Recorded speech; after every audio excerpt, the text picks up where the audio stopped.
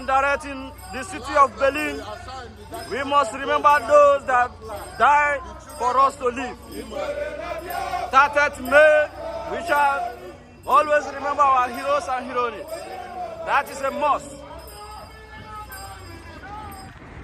Ja, wir hoffen, dass wir Gehör finden hier im Auswärtigen Amt und wir hoffen auch, dass wir Gehör finden bei unserem Bundeskanzler und dem Bundestag.